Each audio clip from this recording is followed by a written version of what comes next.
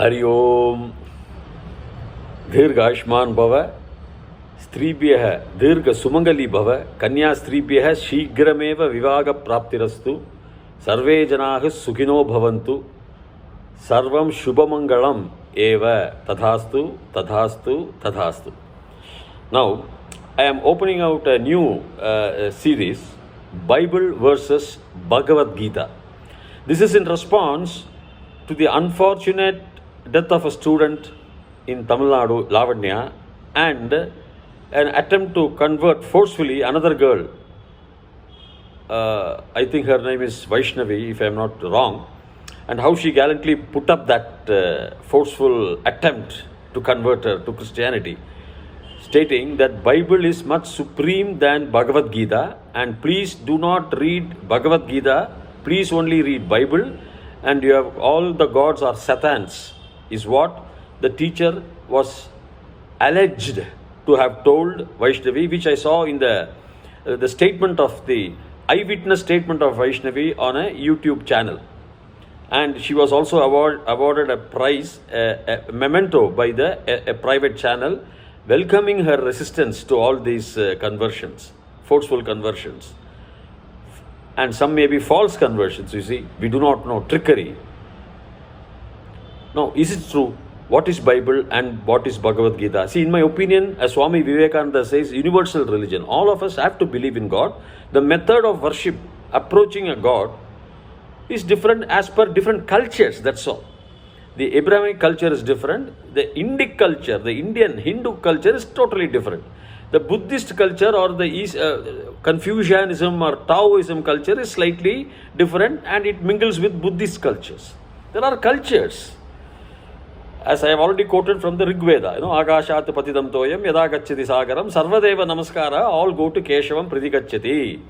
Now, since the topic has been raised, I am going to just also see, and I went again through Bible once again, and some important points I want to discuss here. Before that, what Einstein said on Bible, most of the things said in Bible are not true. I am talking from the Google. Most of the things said in Bible are not true. They are childish and superstitious. And Einstein, mind you, was a Jew coming from the same clan of people. And he did not subscribe to Christianity or Churchianity or Jesus Christ. He never believed in a personal God. He says God lives in nature. Dr. Spinoza's views. Spinoza also was a Jew. He wrote the book called The Ethics, and it was published in 1677 after his death. It's a nice book. God lives in nature. That's what we, Indic civilization, we worship nature. Now, going short, some of the verses in Bible, I wish they are not true, and it is unpalatable also. Okay, let me go. Let me go to first Genesis. In Genesis, they have a chapter, main chapter and subdivisions. In main chapter, which is 19 in Genesis, I am going to read out verses 35, 36 and 37. This is about Lot, who was descendant of Abraham, and how he gets children through his own daughters. Is it palatable? Is it acceptable in modern society? That's what it says in Bible. You see what happens? And they made their father, that is the daughters of Lot, and they made their father drink wine that night also, and the younger sister arose and lay with him. And he knew not when she lay down, nor when she arose. Thus, 36, thus were both the daughters of Lot were with child by their father. I am quoting from Bible only. And 37 says, and the firstborn bore a son and called his name Moab. The same is the father of Moabites unto this day. And the younger, she also bore him a son to their own father, and called his name Ben-Ammi. The same is the father of the children of Ammon unto this day. They are called Moabites and Ammonites. That is, the two daughters get children from their father's father. You see, that is absolutely, in whatever context it is absolutely unpalatable. That's why Einstein could have said most of the things said in Bible are not true. I wish this is not true. Then I am going to Exodus 6 chapter, that is subsection 20. Exodus 6 means the main chapter is 6 in Exodus and subsection 20. And it says, uh, 20, it says, how the God is jealous. You shall not bow down yourself to them or serve them, for I, the Lord, your God, am a jealous God. The God says that He is a jealous God. Now, God cannot be jealous. As Veda says, God is arupi, nirguna hai. He cannot have jealousy, or He cannot show partiality. This also is not acceptable. It's acceptable to me, at least when I perused, thinking of the higher philosophies like Mandukya and the Vedas. These philosophies are not acceptable to me. A God cannot be jealous. Now, going to Exodus, I'm going to the chapter 20 in Exodus, and if you take 4 and 5 in same Exodus,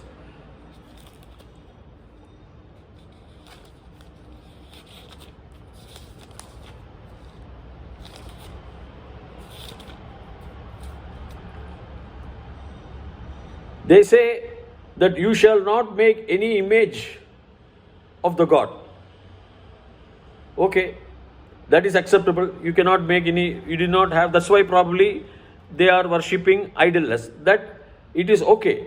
But when you go to chapter in Exodus, go to chapter 6, and if you take that verse 20,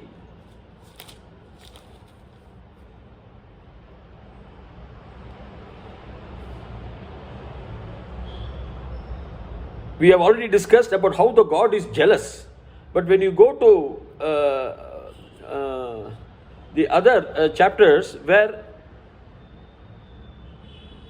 the son of Abraham, his name is Amram, he marries his own aunt, that is Abraham's sister, Joshebe.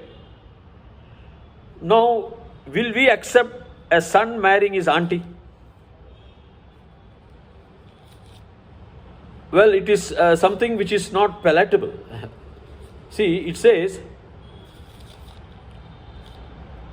and Amram took him Joshebe, his father's sister, as wife. This is from Exodus 6, chapter 6, subsection 20. And Amram took him Joshebe, his father's sister, as a wife, and she bore him Aaron and Moses. Moses was supposed to be one of the very prominent prophets in Judaism, as well as in Christianity, as well as in Islam. And the years of life of Amram was 100. Okay, whatever it is. So Amram took Joshebed, his father's sister, as a wife, and she bore him sons called Aaron and Moses. Well, I do not accept, it is unpalatable, these type of relationships to beget sons.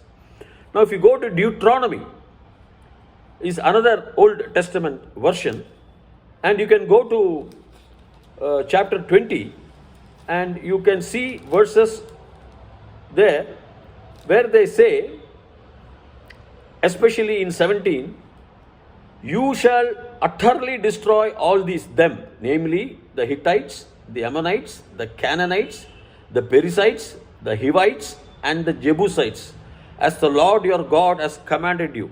See, Joshua also kills, we have seen, he goes and kills all the Canaanites, anything that breathes. He says God has ordered him to kill. God says, go and kill anything that breathes. That's why Richard Dawkins says, Bible's God is a very fearful God. He is asking everyone, asking people to kill a tribe, to wipe out a race. Well, this is not palatable. And then let us go to Matthew. Matthew 15. God commanded, what he says, saying, honor your father and mother. Very correct. Matrudevo bhava, pitrudevo bhava is what the Veda says. Annayam pidavam munnari devam. Parents are the first God. That's what our Hindu culture, the Tamil culture especially says. Mata, Pita, then Guru and Daivam. Now here what he says, God commanded, honor your father and mother, very good. And he that curses father or mother, let him die the death. Well, I don't accept that. If my son is going to curse me, I do not want my son. When anybody do not want their sons to, I don't want to use the negative word, but this is what it says. Let him die the death. If a son curses his father and mother. See what he says, if you he that curses father or mother, not even she. So it's all patriarch system, male dominated societies. And he that curses father or mother, let him, not her also, let him die the death. Probably females are exempted, I do not know. But males have to die the death if they curse their father and mother.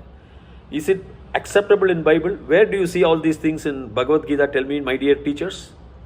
Okay. Now coming to Matthew again. 19, in Matthew chapter 19, go to verses 23 and 4. Jesus says unto his disciples, now Jesus is telling, verily I say unto you, that a rich man shall hardly enter into the kingdom of heaven. Meaning that rich man, very difficult for him to enter the kingdom of heaven. He cannot enter. That's what he says, hardly. 24, next verse says, and again I say unto you, again I say to you, it is easier for a camel to go through the eye of a needle than for a rich man to enter into the kingdom of God. Jesus supposedly have told, that's what Matthew writes. It is easier for a camel, camel in the deserts, huge animals. It is easier for the camel to go into the eye of a needle, the stitching needle. We thread a needle, we stitch our shirts, our dress. It is easier for a camel to enter the eye of a needle than for a rich man to enter into the kingdom of God. So a rich man cannot enter into the kingdom of God. A camel can enter the eye of a needle, it is easy. But a rich man cannot enter the eye of a God. Well, there are lots of rich men. Queen of England was such a rich person, very nice person, very humble. She loved her subjects, no treachery. But she cannot go by birth. By birth she is rich. She is rich. She cannot enter. There are so many rich people, I do not want to tell. So many rich people, but they cannot enter the kingdom of God because they are born rich. Who is responsible for their being born as rich? The God.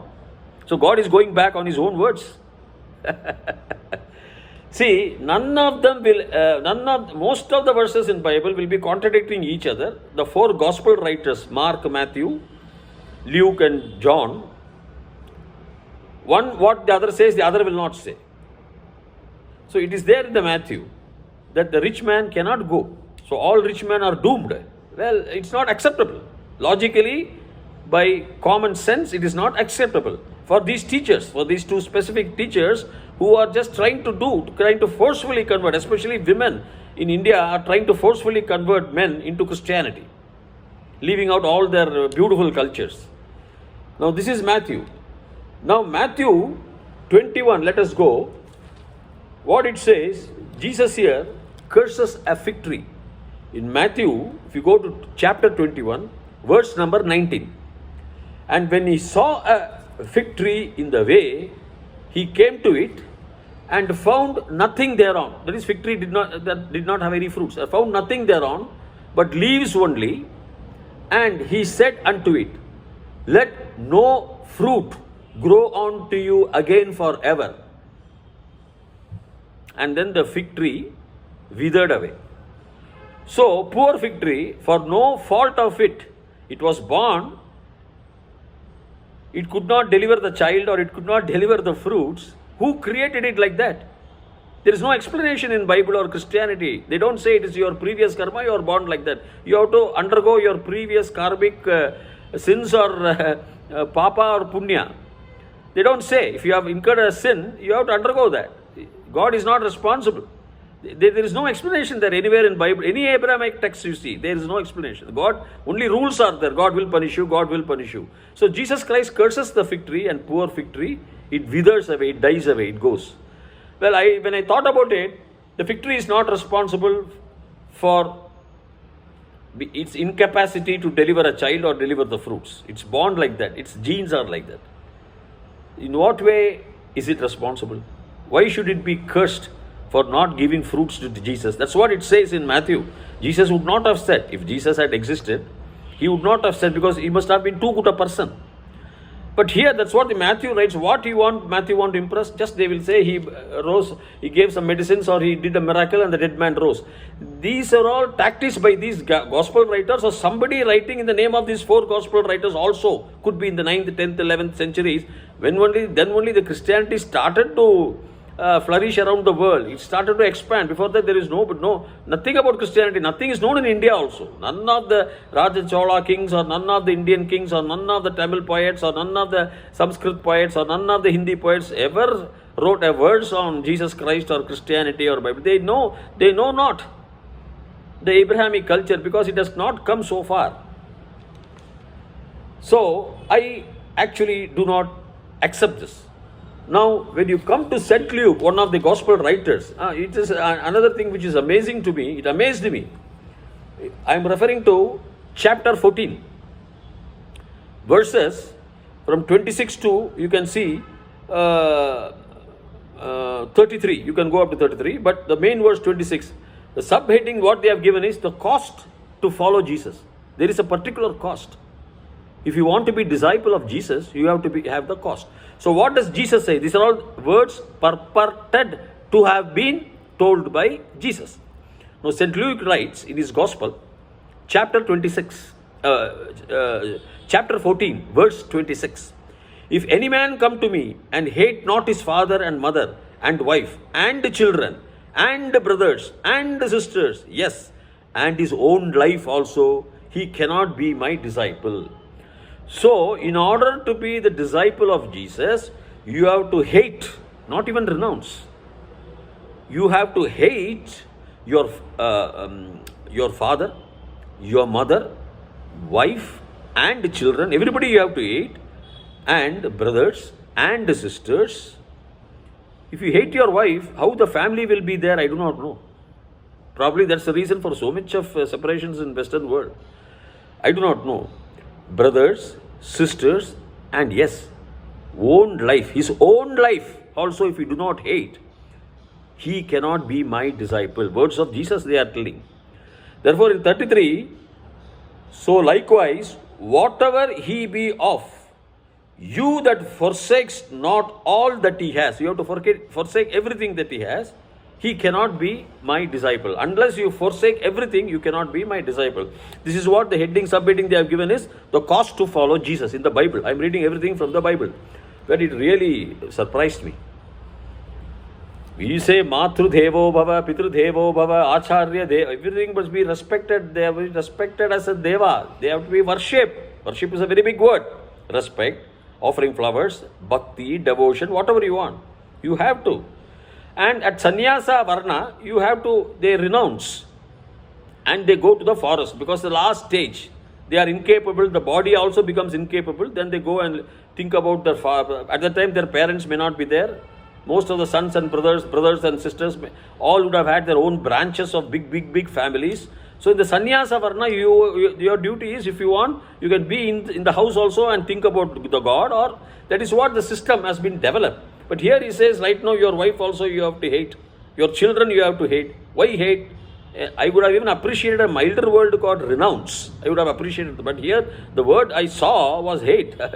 Well, it is totally unacceptable. If you start hating your wife and your children and your father and mother and brothers and sisters, and finally your own self, means if you start hating, then you will not like to live in this world. We are all products of nature. And then it is fine. But you go to another surprising word, the Corinthians in the Old Testament, chapter number 7, and I am referring to subsection that is the verse number 36. But if any man think that he behaves himself improperly towards his virgin, okay, she is a virgin, she has not come of the age, female, and if she passes the prime of her age and need so require, Let him do what he wants. Let him do what he desires. The exact word is desires. I don't want to mince any word. I am reading verbatim from the Bible. Let him do what he desires. He sins not. Let them marry also. So when the virgin, he can do anything improperly if he wants, but when she comes of her age, he can do whatever he wants with her, but let them marry also. Let them marry is what they say. But if a virgin and the girl, if you have started behaving improperly, she is a child, a pedophile. And before 18, even the girls come of age around 14 or 15, before 18, if you, as per the Western law, marry, it is not only a sin here, it is a law, it is punishable under law. It is a punishment you will be given for marrying a minor. It is illegal under the law. It is in the Western law, moreover. So Westerners, especially Romans or Westerners who have propagated Christianity, are not following their own Bible, cannot follow their own Bible, because that is the law today. When that is the law today, they cannot follow their own Bible. These are some of the verses. That is why Einstein perhaps said. Whereas Einstein appreciates our Vedas, Voltaire appreciates our Vedas. Voltaire says the East is the West is indebted to the East because of the Vedas. The West is indebted.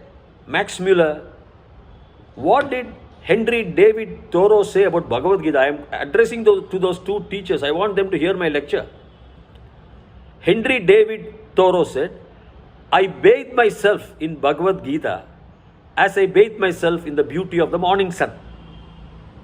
He's a naturalist living in US, lived in US. Ralph Waldo Emerson, I'm quoting Western people only because for modern people to understand, for these Christian teachers to understand. He told about Bhagavad Gita, it is as if an empire talks to me. No Westerner can ever criticize Bhagavad Gita. If he wants to criticize, he can criticize because he is a fanatic of his own religion. Because once you read Bhagavad Gita or Uddhava Gita or Ashtavakra Gita or Tripura Rahasyas, all these, or Yaksha Prasna and Mahabharata. Mahabharata contains a lot of philosophy, Ramayana and all. The philosophy content is so much that it will match the modern times. Not only philosophy, science. Science in our Vedas match the modern times. That's what the Carl Sagan says in his book Cosmos. You can read my book, Search in Secret, Sacred Hinduism. I have quoted how these Hindus calculated the age of Brahma to be 8.6 billion years. One day of Brahma, which is equivalent to the life of our sun. 8.6 billion years is the life of our sun. That calculation I have given in my book. Amazing. When? 3,000-4,000 years back they have written. You see, for these teachers who says, you need not criticize Bhagavad Gita, don't read Bhagavad Gita, please do not tell. Read Bhagavad Gita, read Bible. Bible, whatever good things, there are a lot of good things in Bible. As Jesus says, if one man strikes on one cheek, show the other cheek. It's modesty. Non-violence, nearly non-violence. But Bible says, an eye for an eye and a tooth for the tooth. And you shall slay them in the way they are slaying you. In all these Abrahamic texts. These things are not, violence is not acceptable. Absolutely violence is not acceptable. Therefore, I am asking the teachers, two teachers, if you want more I can give on Bible. You will feel disheartened. But so never try to impose Christianity saying that is more superior than Bhagavad Gita. Never tell like that. Bhagavad Gita is a class of its own. No universities in the world which has a philosophy department is ever without Bible, without Bhagavad Gita. Maybe Bible is also there in Western countries. But most of them, they are foreign to our culture. Westerners are foreign to our culture. They are having their books. But in most of the temples or in most of the philosophical departments, you may not find a Bible. There is nothing philosophical about it. Rules and procedures for those nomadic tribes, how to live. Because they were killing each other. So go and strike him, go and kill him, go and do this, eye for an eye, tooth for a tooth, I am a jealous God. wash out the entire tribes. You can read what the comments of Richard Dawkins, an atheist professor of Oxford University chair, currently is holding the chair. I was also wonderstruck. These things, and you go to any Western author, like Max Muller to Voltaire, or lots of them are there. Schroeder, I don't know how to pronounce the name. Amazing their encomiums on Bhagavad Gita. So with this, I end my today's Bible versus Bhagavad Gita. The more verses I am going to give in Bhagavad Gita, I am going to refer to lots of lovely verses in Bhagavad Gita. Non-parallel they are, incomparable to any religious text. They are a class of their own. You have to read translation texts of Ramakrishna Mission or Chinmaya Mission or ISKCON. Beautifully they have translated, perfect grammar. I have gone through those books. Once you start reading Bhagavad Gita, think and ruminate on those profound thoughts. The epistemology in you is spawned. It's kindled. You start thinking. You start thinking intellectually rather than having blind belief. So with this, I end today's session. This is in English. This is part 1, Bible versus Bhagavad Gita. Till such time, Bhuyat Tavat Shubhamangalam.